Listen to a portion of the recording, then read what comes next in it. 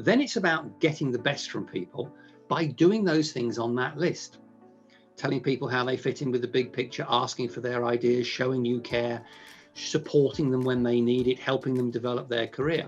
But again, what is interesting is when you look down that list, probably at least 50% of the things on that list can be done by colleagues for colleagues.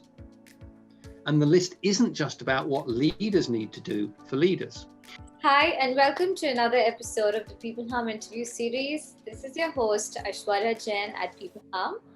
peopleHum is an end-to-end, one-view integrated human capital management automation platform, the winner of the 2019 Global Cody Award for HCM, that's specifically built for crafted employee experiences and the future of work.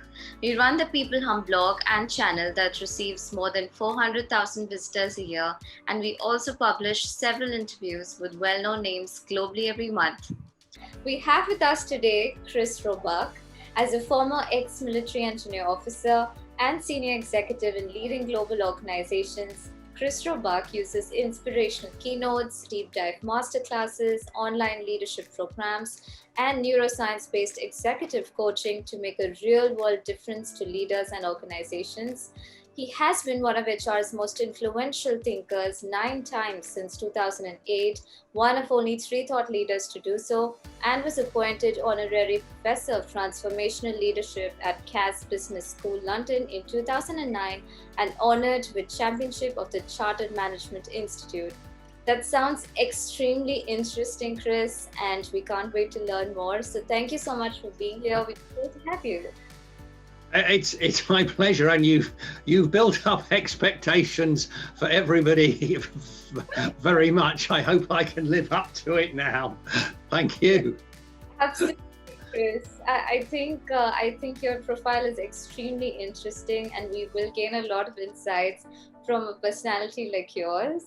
So, I really want to understand that about leadership, right? Some people think that it's quite a mystical quality that you either have or you don't. What is your view on that? Well, there's been this theory that, either you're a leader or you're not a leader, and it's born in you, the born leader concept. Well, the simple reality is that that's just not true. In the sense, if we go back to historically, if we go back to a British general called General Montgomery of Alamein, who fought Rommel in the Western Desert in the Second World War, in 1948, he said there are principles of leadership just as there are principles of war, and these can be learned. Now, that wasn't 2002, that was 1948, yet still 70 years later, we have people saying, "Oh, well, he must be a born leader." Okay, so let's look at the reality of this. First of all, yes, some people, depending on their personality, be it extrovert or introvert, will be more naturally suited to interacting with other people and getting stuff done. Yep, simple fact. But the reality is that, as General Montgomery said, anybody, if they do certain basic things and learn how to do them, can be a competent leader day to day within a normal organizational environment, should they wish. Because all leaders have to do is just 3 simple things: get tasks done, get the best from people, and focus that on to what delivers success. Now, getting stuff done is completely non-mystical. It's the stuff that everybody does every day. Prioritization, what's the important work? Time management, how can I plan it so it gets delivered on time? Delegation, who do I give the job to so we'll get it done right? Communication, how do I tell people what needs doing? And feedback, how do I give people feedback to tell them how they're doing and how they can get better? That can be taught. All of those things can be taught in about a day. So those core capabilities, when given to anybody who can then implement those capabilities, will enable a level of core leadership competence to get the basics done. But that does not mean that they will be the most brilliant leader in the organization under the sun, because then on top of those basics, there is an element of personality, there is an element of charisma and ability to interact with others that then engages others so that they are inspired by what you're saying. So the first part is effectively a mechanical process of doing these things in this order to make sure it happens. You get the job done, but not much more.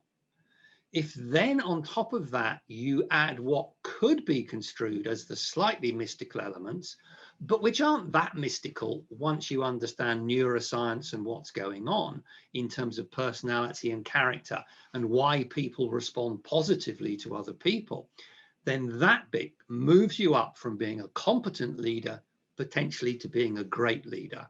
So actually, when you look at it all, the whole leadership from basic competence to being great is actually logical, understandable, and predictable. All right. That actually sounds extremely interesting, because I do feel like we do have a lot of competent leaders, but I think there's a very thin line where you kind of cross from being competent to actually being really great, and that's how you kind of become successful. So what do you think delivers success in organizations, and how do you think we are doing right now? And Well, yeah, just to follow up, does your career, because you've served in military, business, public service, does that illustrate any common themes for success?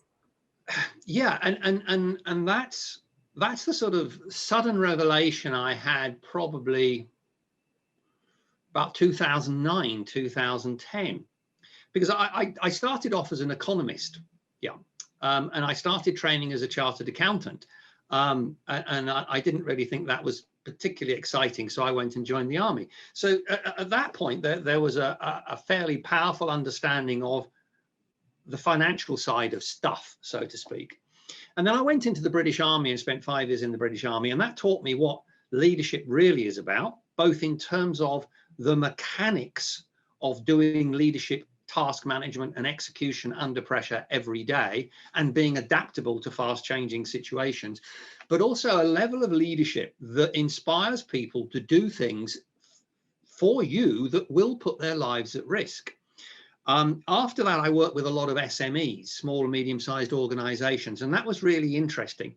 The dynamic of how the small organization grows and survives, how the entrepreneur moves from being an entrepreneur as their organization expands into being a leader, because that's one of the critical breaking points.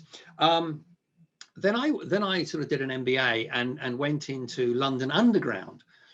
Part privatization of London Underground, splitting up the organization into 4 elements, of which 3 were privatized and 1 kept in the public sector, which demonstrated 1, public service, 2, how can you construct a system whereby 4 separate organizations are running an underground system that is supposed to be seamless for 3.5 million passengers every single day?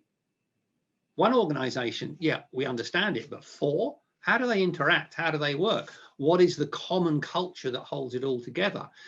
Then on into the world of KPMG, setting up a business with them related to financial services. HSBC Investment Bank. What that taught me was that there is a group of businesses and leaders out there who, as far as they're concerned, it's not about leadership, it's about producing the figures. And there's an element of blinkered vision that says we must focus on delivering the figures, which actually blinds them to the fact that if they did more leadership, the figures would be better. Fundamental problem. Then on to UBS. The fascination of UBS was that UBS was the creation of a completely new global bank that never existed before through a series of 6 mergers and acquisitions. And therefore, the amazing part was that it was a completely empty space. we could do what we wanted. And we reported in, directly to the chief executive. Interestingly, not into the HR director. And the challenge there was that you had six different businesses that were making a lot of money that couldn't talk to each other at the beginning because the email systems didn't even talk to each other. How do you then in 2 years turn that into one of the leading global banks with a common culture, a common vision? And what that taught me was, above all, that if you have an inspiring vision, if you have leaders who work together across the top of the organization, who use common language and who can communicate and inspire others, you can actually create a brand new organization of nearly 80,000 people that is super performing in just 2 years. But again, financial. So we're focused on what is the return on investment. Then I went into the UK National Health Service, which is doctors, hospitals, patients, people in hospital, helping them develop leadership. And that then helped me understand that actually organizations that don't have a really clear, this is the bottom line, this is the figure you need to deliver, set of objectives, like a health service, it's okay, it's to make the patients better and send them home feeling okay, but that's a much more amorphous concept. And there the challenge was helping people understand that, as with any public sector organization that gets its money from a government, particularly within the health sector, there is a fundamental dichotomy between those who are managing the money and those who want to cure the patients. And as far as the clinicians are concerned, money doesn't matter. It's about the best for the patients. And then on the other side, it's the managers and leaders who are responsible for basically spreading out the money that the government's given them. And how do you reconcile those two into something where it's cooperative and mutually supportive, but also little things like, a great surgeon isn't necessarily a great leader. And at that point, that was the revelation point. The revelation point was that in all of those organizations that I mentioned, it suddenly became clear to me that there were not different key success factors in each of them. There were the same key success factors in the army, in small organizations, in KPMG, in banking, in London Underground, and in the National Health Service. And I said to myself, well, hang on, if it's the same key success factor or set of factors in a range of organizations that are so totally vast, maybe there is something here that applies everywhere. And then subsequently to that, running masterclasses, working in business schools, doing keynotes. When I do a keynote, I always ask the audience for their perspective. And I've since worked in construction, and it works there. And it works, obviously, in the military. It's amazing. I have never found an organization where those core, simple principles of success, firm foundation of task management, get the best from people, focus that onto what delivers the success, do not work. And I've worked with organizations as diverse as the UAE Prime Minister's Office, the Executive Committee of the Myanmar Red Cross, and the top 50 leaders of the Chinese space program. Same thing. Wow, that was actually really enlightening, Chris, because you would not think that, some factors which actually help a really large organization succeed might as well be the same for a tiny corporation. But it's amazing to hear that it actually applies to everything and anything. And that's really, really fascinating.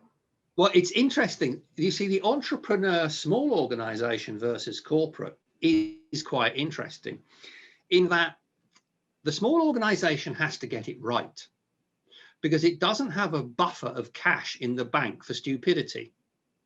I mean, I just have to mention Kodak, so if you look at the small organization has to get it right to survive.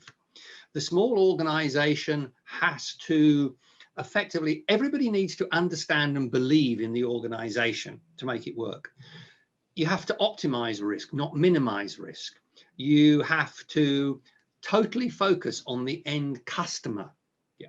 You have to keep it simple. You have to keep it efficient. Everybody has to say, look, it's about success for the whole organization. It's not just about doing my job. And above all, in a small organization, everybody has to be a brand ambassador to go out there and help the organization grow and develop.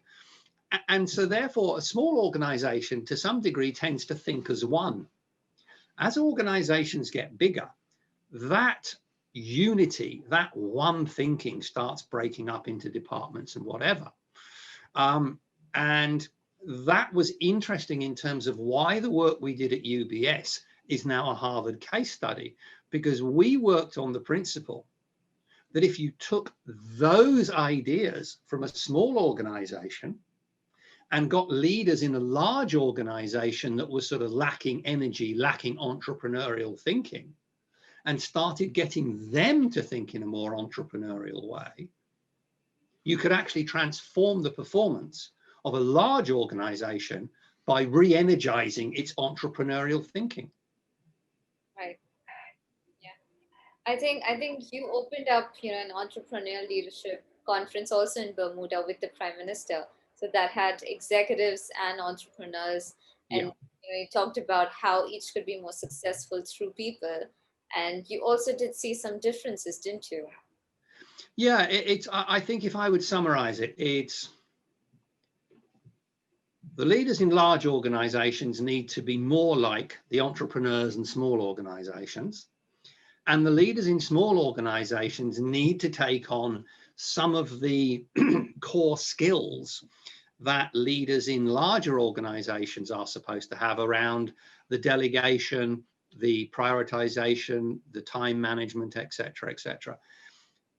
The fact that you're a great techie and have developed some form of AI, you're a great entrepreneur, you're great with customers, yeah, that's fine. But that doesn't necessarily always get the stuff done in the best way possible. And there's always, as I said earlier, there's always this point at which cracks start to appear as the entrepreneur becomes a small organization, the small organization becomes a medium-sized organization. And it's that transition through small to medium where either the original founder or founders can't manage all the pieces of the jigsaw at once, or they try and do something like a Travis Kalanick and totally control every single piece of the jigsaw in a way that isn't appropriate, because it is no longer just an entrepreneurial organization. They need to start thinking. It's for them, it's the transition from entrepreneur to leader.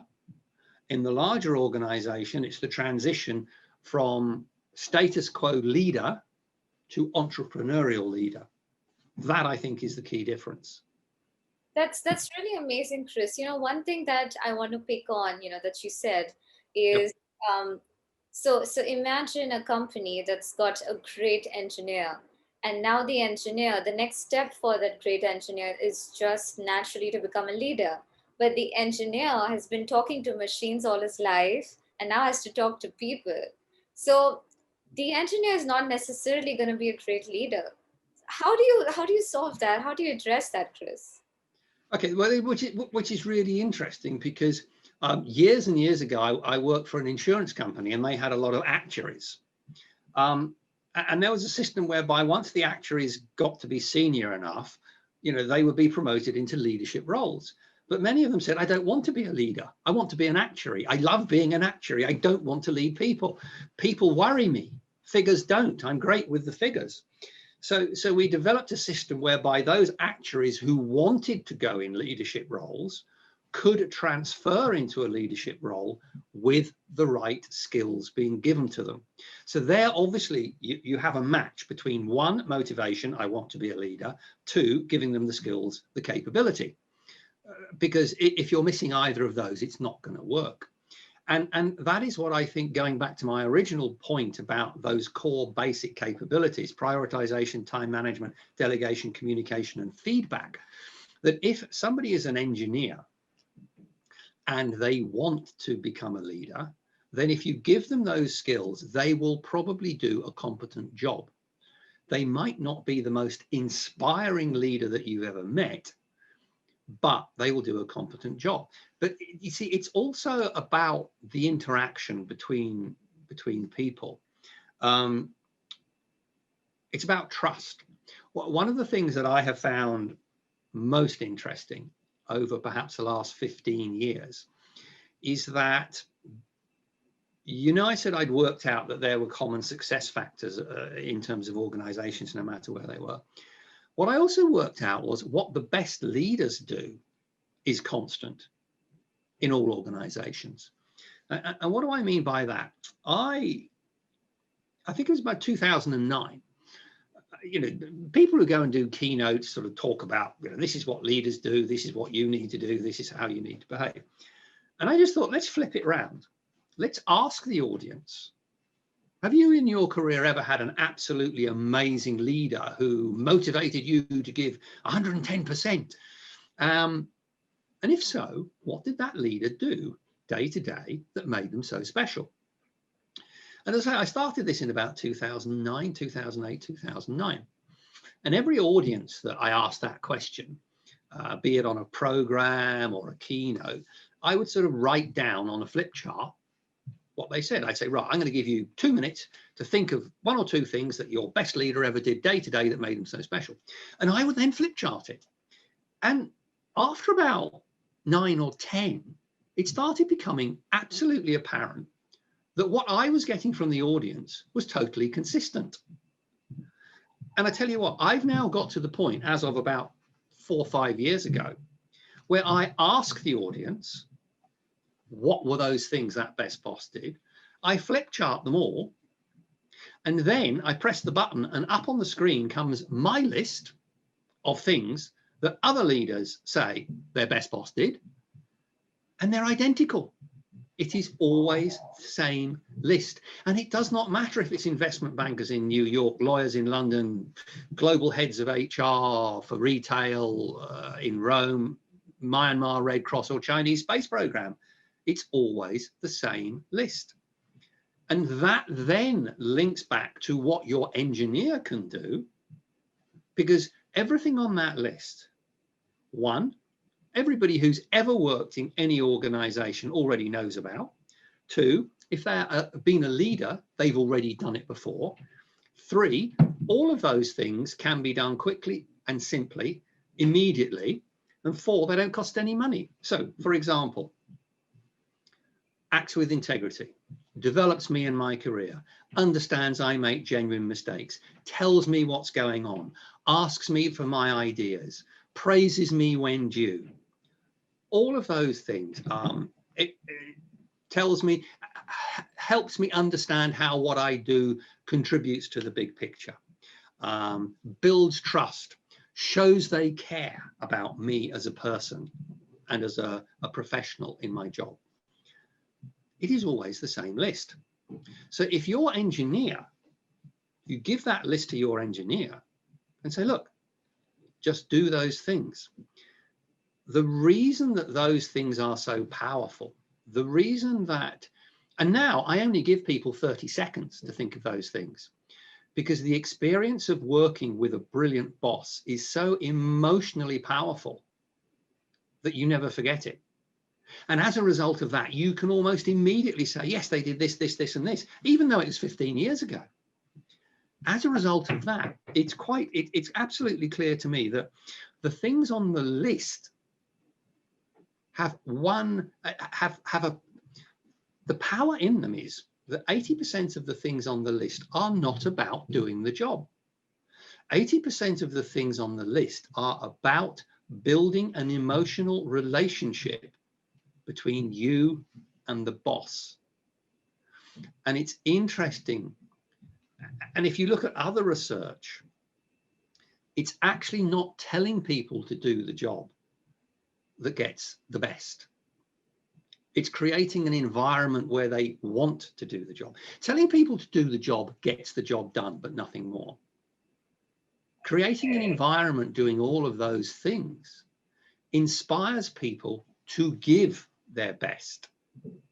And HR people who see this will know there is something called discretionary effort. Okay, basically that's the effort that people can withhold without you knowing about it.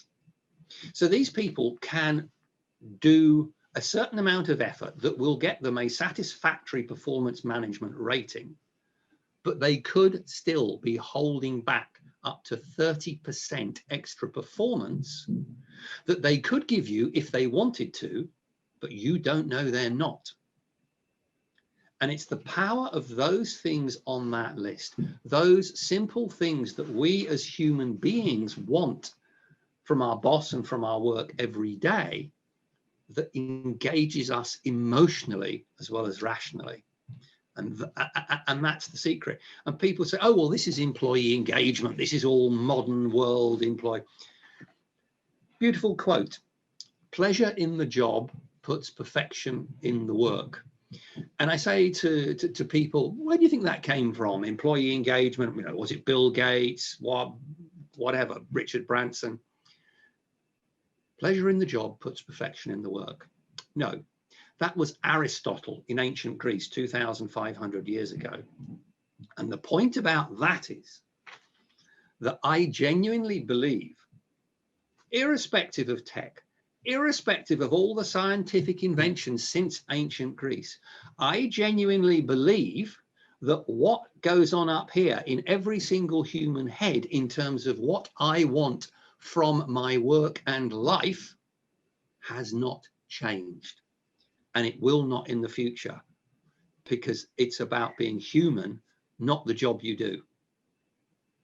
Yeah. Wow, that was super interesting. I think that probably that list is, heavier on emotional intelligence and just being more empathetic. And now, since especially when we're realizing that COVID is more of a marathon than not a sprint, do you think that list has slightly changed?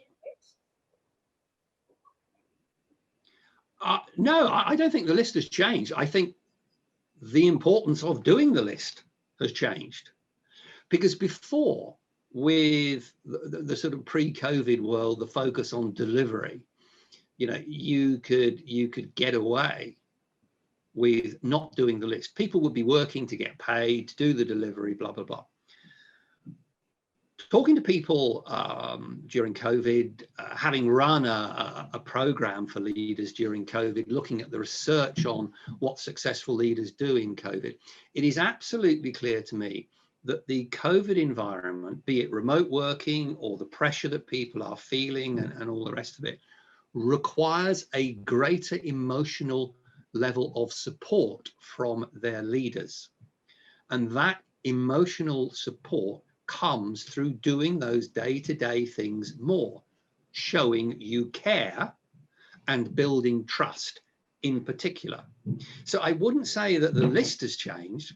I would say that the importance of doing the list has increased significantly. And that's also because what's happened is the experience of COVID, if we look at what's happened with COVID, some people have just been remote working for 6 months. As far as they're concerned, it's a tedious period of time out the office. For other people, being forced to remote work has suddenly made them realize they actually quite like remote working and they want to do more of it. For some people, sadly, either they've been seriously ill with COVID or they've lost family members with COVID. And for them, the whole thing has been a complete tragedy. So across that spectrum, there are a few that COVID's been an inconvenience. But for the rest of the sort of working population, for our friends, for our family, for our colleagues, we know that for some people, they have an increased need for that emotional support. And the problem is that in terms of normal organizational development, leaders are never taught how to do this sort of stuff It's never even entered their development. What they don't realize is that the things on that list, that's those simple things their best boss did, those simple things that they are doing but should do more of, like showing you care, supporting people, explaining how what they do fits into the big picture, asking for their ideas, praising, etc., etc. All of that creates a bubble of support that people need now more than ever as we go through COVID. So the leader, people have said the COVID must put real pressure on leaders. It's put pressure on leaders in terms of getting stuff done faster. But if leaders focus on those simple things on that list that we know make a real difference, that they're doing day to day anyway, then actually it doesn't impose that much stress. But the benefit is, by doing them, it creates a reciprocation environment where then they get support back from their team. And once the leader gets support back from the team and that team becomes one team, then it makes life easier for everybody, the leader and the team together. And I would say the lesson of COVID is, even at post-COVID, we need to do more of that, showing we care about each other. Absolutely, Chris. I think this is long term, and it's just about, being together in this all the time. And as leaders, just, being more, I'd say, communicating more often, just being transparent and showing your vulnerabilities, because you're just not really made of steel. I think that kind of, it builds an environment of trust, which is really amazing to see. And I know that, you yourself have studied neuroscience. I'm sure there are so many ideas, when you correlate neuroscience to work as such. So what are some of those key ideas from your work, and do you think that this would really benefit people as well? Okay, I am not a neuroscientist. Make it absolutely clear. What I've done is I've looked at the neuroscience that I think makes a real difference to the world of work and to people's lives, and try to translate it in a way that people can understand on a day-to-day basis and leaders can go away and do something with. So, okay, fact number one is that if I do something that you view as positive, there is an automatic trigger in our brain that makes us respond positively. We're hardwired that way. And then you respond positively to me. I feel great. You've responded positively to me. So what then happens is I respond positively back. So this is a circle. It's called reciprocation.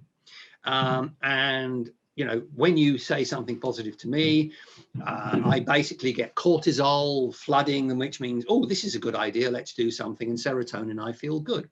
So this reciprocation process is what powers our behavior. Now, what is interesting is that it can work in reverse. So if somebody says something that the other person thinks is threatening in any way, shape, or form, it produces a negative response, mainly powered by adrenaline. That's the fight and flight thing. So if somebody says something that makes you respond like that, what is interesting is the first thing that happens is it starts closing down your conscious brain. And you just glaze over because you've heard something you don't like. You don't want to hear anymore, blank. So from that moment onwards, and I term it like this. Look, if you want someone to do something, if you have a great organizational change plan or some other form of initiative, even if it is the best plan in the history of business, if it is presented in a way that the people hearing it think it's a threat, there is a battle going on. And the battle is quite simply this: your plan, 250,000 years of human evolution, which do you think is going to win? It's not your plan, I promise you. So that's thing number one. Thing number two is you have to think of this as a sort of emotional computer. And it's got a very small RAM, which is the conscious, and a very big hard drive, which is our subconscious. So it's 90% of the activity is going on in our subconscious to keep the body ticking over, 10% in our conscious. But what is really interesting is that the conscious uses an awful lot of energy. So it uses 80% of the brain's energy, all this thinking stuff. And then it chucks stuff back onto our memory. Now, the problem with that is that because when we're thinking using our conscious, it uses a lot of energy, we're primed to throw stuff out of our conscious back into our subconscious as quickly as possible. What that means is that the conscious can only hold 5, 6, or 7 things in it at any one time. When you think about that, what does that mean in terms of organizations? Because somebody arrives at work, they've got to do 2 or 3 things related to their home life: shopping, collect the children from school, worrying about the rent or whatever. Then on top of that, they're told what their boss wants them to do. And then they're told what the department is trying to achieve. And then there's the vision, and then there's the values. Now, if you think about it, we're pretty quickly up to 6. And what then happens is when it gets to 6, the brain goes, no, we're up at 6. We're going to throw one of these out. Now, is it going to be, you need to pick the children up from school, or you need to take the car from the garage, or it's going to be something your boss said that you need to do? It's probably going to be the latter. If the organizational vision and values is in there, they've gone long ago. I mean, they went when you were thinking about what cereals you were going to have for breakfast tomorrow morning. So the message is, only give people the information that at that time you need to give them, so they need to do what they want to do. Something else that is I think people need to know is that this is not designed to multitask. This is designed to do a job, concentrate on it, finish it, and move on to the next one. It also does not like being disturbed. If you are concentrating on a job and you get disturbed, it takes you 20 to 25 minutes for your brain to get back to the concentration level it was just before you were disturbed. So if you think of a member of your team in the office and you've given them an hour to do a job and they are interrupted twice in that hour, you're now talking about a 2-hour job if you want the same quality of output that you could have got from a 1-hour job. So the moral of the story is, let people get on with things. Do not get them to multitask, because it just will not work. And there's other things like, creativity. Oh, we want people to be creative. So they push people into a room and tell them to be creative. Right, you're going into that room and you're going to be creative, and you're not coming out till you've come up with a creative idea.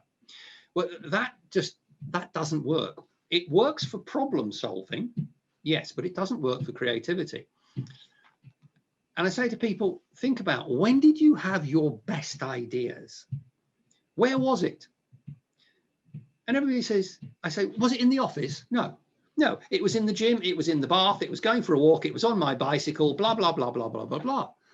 The simple fact is that creativity, if you want true creativity, it comes when your conscious brain is not focusing on anything specific.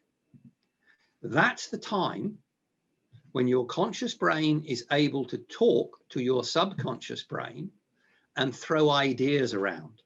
Because your conscious brain basically has hidden in it somewhere every single experience you've ever had. Now, you don't know where it is, and it could be deep down, but it will be in there somewhere. And as a result of that, when those two talk to each other, that's the point at which the conscious and subconscious go, that is an opportunity that I have taken from all the experience I've had. And because my conscious was not being distracted by a job, I've realized what the gap is. So if you want creativity, Tell people to go for a walk and think about nothing, because that's when the great ideas happen. And there's other things that, I said about the emotional impact. The degree to which things are impregnated into your long-term memory is related to the emotional impact that they had on you. Not the rational, the emotional. So as we know, people who go through severe trauma, tragedy, disasters, warfare, colleagues of mine in the military, this is embedded for the rest of their lives because it is such a deep emotional experience. But that is why when I asked people to say what their best boss did, that those people were able to come back with specifics in 30 seconds, even though the job may have been 15 years ago, because it was such a positive emotional experience. So it is more than anything the emotional experiences that we store for the rest of our lives. And the longer they're in there, the more deeply they are embedded, which is one reason why when people start to suffer dementia, they return to childhood memories, because those are the memories that are so deeply embedded. But what that stresses is, the reason I make that point is that if you as a leader create emotion, it is going to be very deeply embedded. And that emotion is likely to stay there a long time. You need to decide whether that's going to be a positive emotion or a negative one. And only you can do that. Remembering, in terms of everything, that beauty is in the eye of the beholder, not the giver. It's how people see you, not how you see yourself. That is just so tremendously enlightening. I'm just thinking of the number of distractions we have in the entire day, with our phones and technology everywhere. I don't know if I'm even being productive. That I think that will help a lot if leaders just reflect on what they're doing. No, when I went to Myanmar just after the country opened to do some work with the Red Cross there, with their executive team, one of the beauties of there was that, if you were a young guy and you wanted to, and you were accepted, you could go and spend a year in a Buddhist monastery and give you time to reflect on who you were and what was important in terms of life and, the whole Buddhist philosophy about life as a whole. And I was just thinking, I could quite easily come up with a list of at least 15 Western chief executives who could really do with a year in a Buddhist monastery. Wow. To learn little things like humility, little things like thinking about how what you do impacts on other people. Those things that sometimes when people get to the most senior levels, be it in business or politics, they have a tendency to think that because they've got to where they have, they know more than anybody else about anything else. And that's just not true. That's just not true. There was a few years ago, I met a top global conductor who's now sadly dead by the name of Sir George Schulte, who was conductor for the Royal Opera House in London. He was a Hungarian who, as a child, fled from Hungary when the Nazis invaded. And I spoke to him when he was 85, and he was talking about learning and music.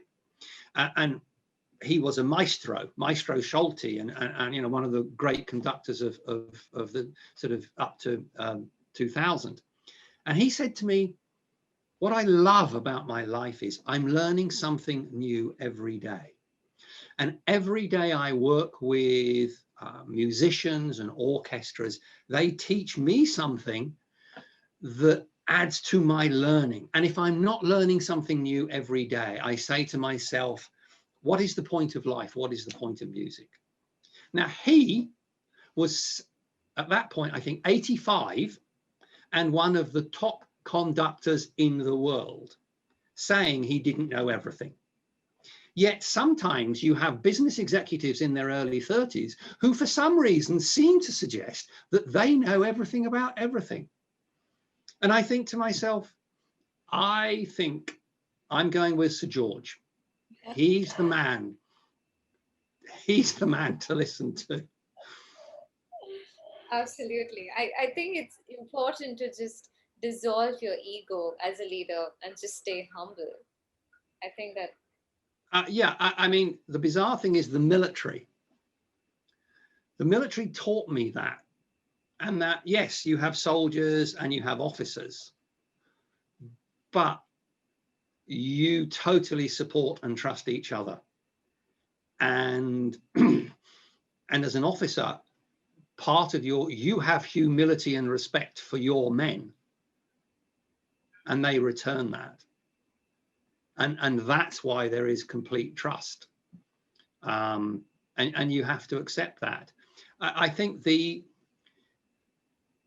leaders, it is a proven fact that leaders who show humility and ask questions about what other people think should be done, what other people think of their performance, how other people think they could be even better than they are the ones who become truly great. It's effectively a voluntary version of enforced 360 feedback. Right. And if people are doing it voluntarily, going back to my list, if you think about it, how much impact does it make on a team member when the leader says, hey, how do you think I'm doing? How do you think I could be better? A, in helping you give your best, but also as your boss. Just that 30 seconds showing how much you respect them and how much you trust them then has a massive effect through that reciprocation loop I spoke about earlier. And that goes back to your first point. You know, it's not mystical.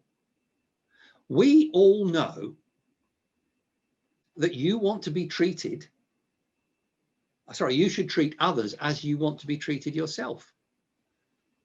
And that is the common day-to-day practicality that the neuroscience says is what's going on up here with all of the little electrical impulses flying around. That treat others as you would wish to be treated is actually the embodiment of what the response mechanisms are up here.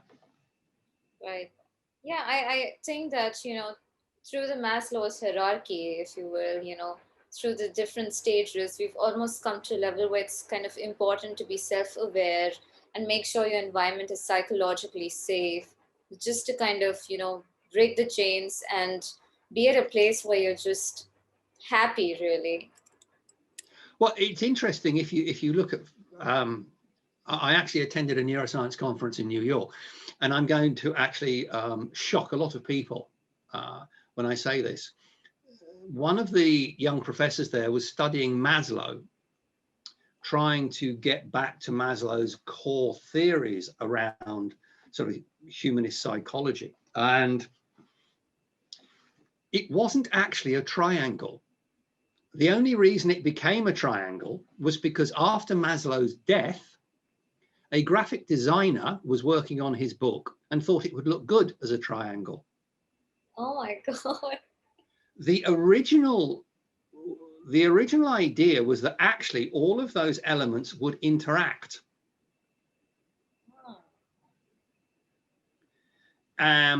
Because if you think about it, it's very difficult to put them all in very discrete blocks. Right. Because there is an interaction. But yes, the concept that some are more powerful than others. But I think what is interesting is, from the leadership perspective, okay, in most developed countries, it's fair to say that when somebody comes to work, they are going to have somewhere to live. They are going to have food and shelter, and they'll have a family and maybe one or two friends.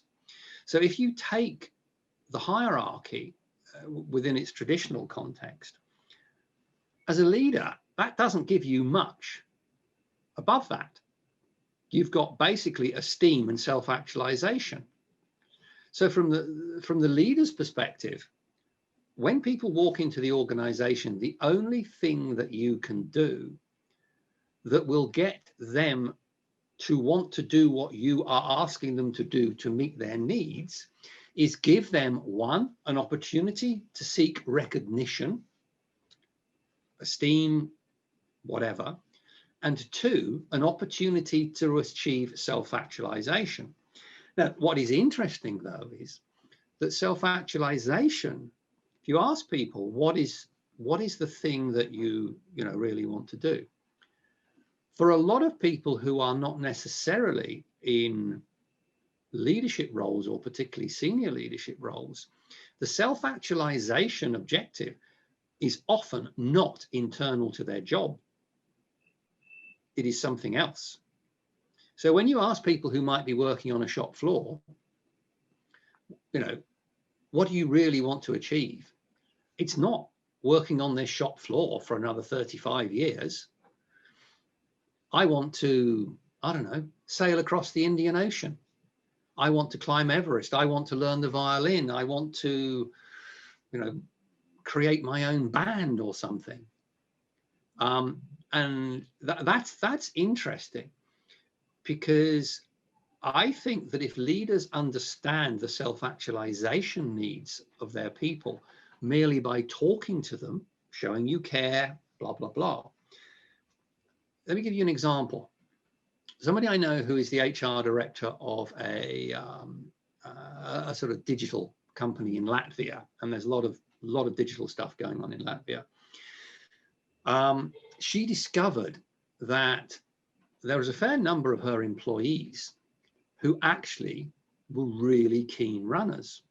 And one of their actualization needs was to get their best ever marathon performance, completely unrelated to work.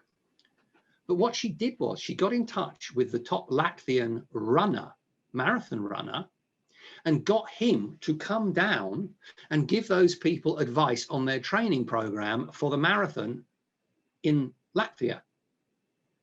Now, if you just think about that, the impact of that on those people was colossal.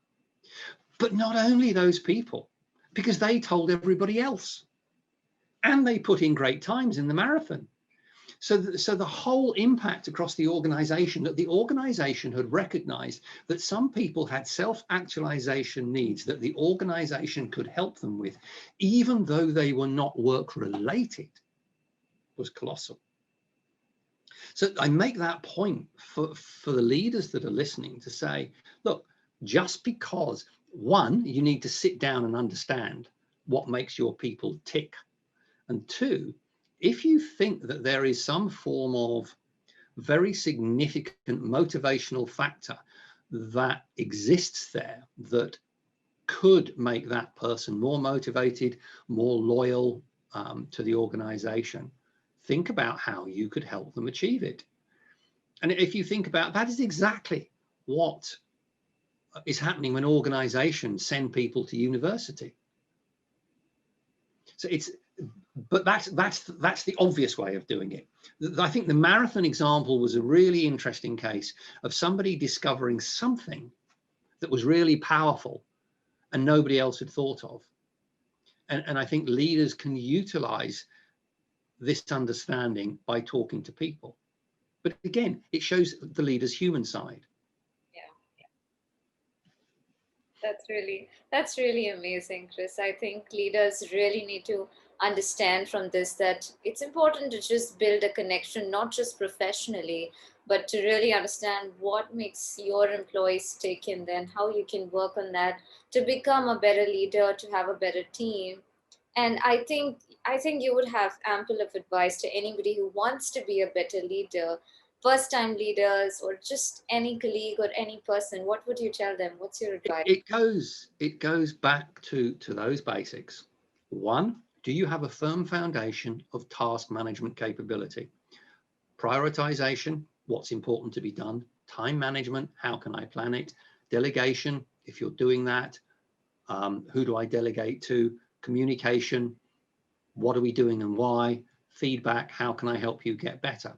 But anybody who's not a leader should think about that, because you might not delegate, but all of those other things you should be doing as well. Then it's about getting the best from people by doing those things on that list, telling people how they fit in with the big picture, asking for their ideas, showing you care, supporting them when they need it, helping them develop their career. But again, what is interesting is when you look down that list, probably at least 50% of the things on that list can be done by colleagues for colleagues. And the list isn't just about what leaders need to do for leaders. And then when you do those things, you get the best. Then the question is, what do you do with the best? How do you make sure it focuses in on exactly what delivers organizational success? And that is understanding the big picture. Doesn't matter how far down the organization you are, you need to know how what you are doing fits in with what they up there need to have done. And as a leader, you need to make sure people do that. Finally, I think I mean, to sort of summarize it in a story. When I was at the Royal Military Academy, Sandhurst, being trained to be an officer, which was a sort of 1 year, definitely not a holiday camp. When we had finished, we had a passing out parade.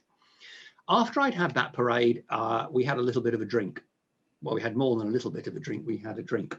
And there was a senior sergeant major said this to a colleague and myself: "Gentlemen, when you get to wherever you are going, on that first morning, you walk out and you see all your new soldiers lined up in front of you. You will have questions about them, but I promise you, they will have questions about you. But they will only have 2 questions. And you need to get those 2 questions answered very quickly. And you need to get 2 yes answers very quickly. And the 2 questions are this: 1, does he know what he's doing? 2, do I trust him?" And he said, if you get 2 yeses, those soldiers will work hard for you, they will go through hell for you, and if necessary, they will die for you. Now, within the organizational world, hopefully the latter one is not required.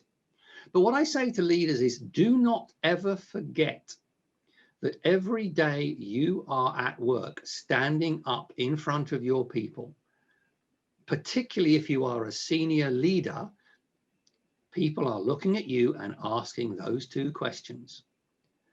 Do they know what they're doing? And above all, do I trust them?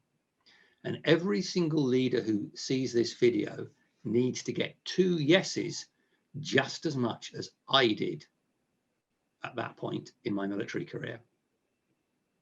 Wow, that was just amazing, Chris.